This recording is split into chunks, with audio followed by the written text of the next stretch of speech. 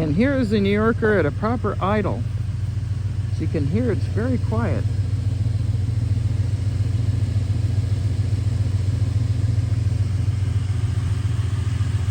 And people ask me about the license plates. I actually found these on eBay. And they have my initials and their original license plates from '73. And I was able to register them with the car, which is pretty cool. I had to register it as a historical vehicle first, and then I had to do the year of manufacture plates and basically go through that process, which was interesting.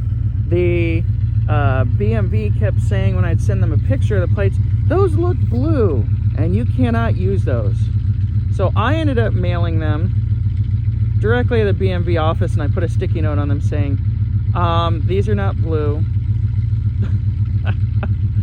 And yeah, it was quite an interesting process. And I've done this in Ohio and in California, and I will say that the process here was very interesting.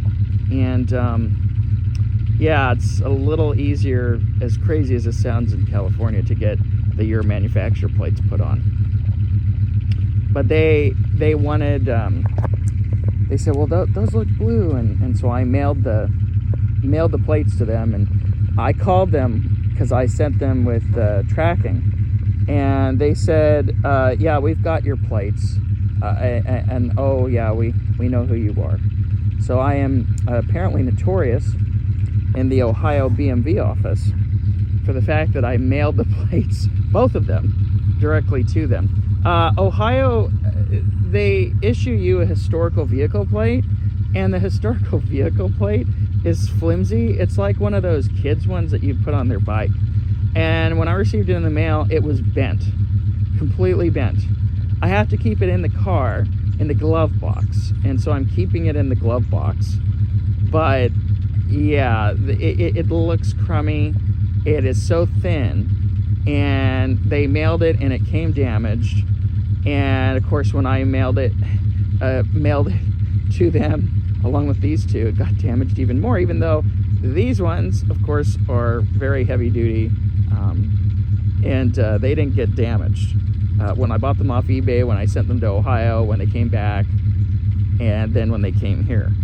But those historical plates were completely destroyed. Just the one plate, they give you one.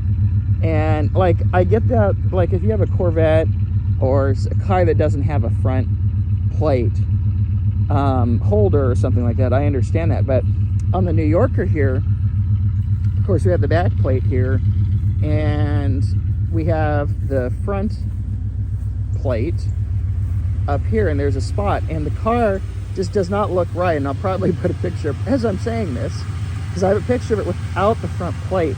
And as you can see there's a nice spot for it, and it really just did not look right without a plate. So the fact they only issue one historical plate is kind of ridiculous, and the fact, secondly, that it's so flimsy that it just got destroyed in the mail. It was bad.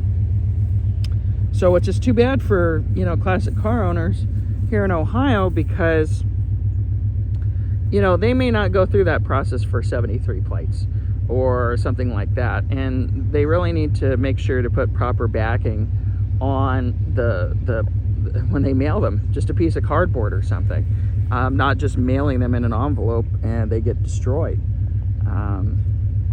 because it's not good. Or they need to make them out of a little better material. A couple things I wanted to show is a AAA sticker from Worcester Auto Club. My uncle is still a member of AAA even today. This would be an original sticker from back in the 1970s. And then they actually, on the back of their mirror, and I don't know if you can see it. Oh yeah, you can. Put a AAA sticker on it, which is pretty cool. Like I said, it's about 40 degrees out here, and it just fired right up. And some of you viewers may ask me, what is this? Why is this here? Because the antenna's on the front. This is a CB antenna, a motorized CB antenna. that still actually works. Sorry, it still actually works. I saw something flying over there, but it still works. And there's a switch to it, which is pretty awesome. And of course, it goes up and down. The CB radio is not really functioning. I'm gonna play around with it, but this will go up. And my uncle told me that he put this in specifically because he hated the big whip antennas on the back of the cars back in this era. He said how just terrible that they looked, and just that he did not like that at all. He did not like that, and so he had them put a motorized antenna. I actually found near my house a place that'll do the vinyl top, and they'll be able to clean up some of the surface rust. Thankfully, that all this is surface rust for the moment. Just needs to be cleaned up. There's a couple spots in the front here that'll need to be sanded off on the passenger side, but for the most part, it's fared pretty well. The car was garaged until 2010, 2011, and from 1973. So this is a result of sitting out for the last 14 years or so. But, you know, I mean, it hasn't fared too bad. You know, if this hadn't started deteriorating, this wouldn't happen, but it's completely solid. There's no holes or anything. So once that's cleaned up, it'll look pretty nice. But yeah, we put new tires on it, so when they detail it, it'll look nice. The tires, they're Milestars. I like Milestars, but that's a whole other part for a whole nother video. I'll show some Milestar ones on my various cars, and we'll go ahead and splice it all together, and I'll show you about these tires that I'm a fan of, actually. It's hard to get white walls, the thin white walls anymore, and I used to order hand hooks, but I've had a hard time looking for them lately. They're always out of stock and the sizes that I need, and so on and so forth.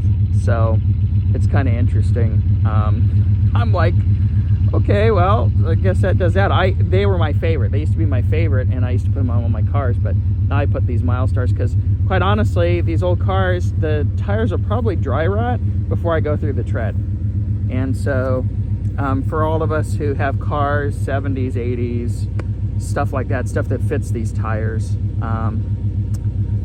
these tires go well on, it's a good thing. So that's why I always use them.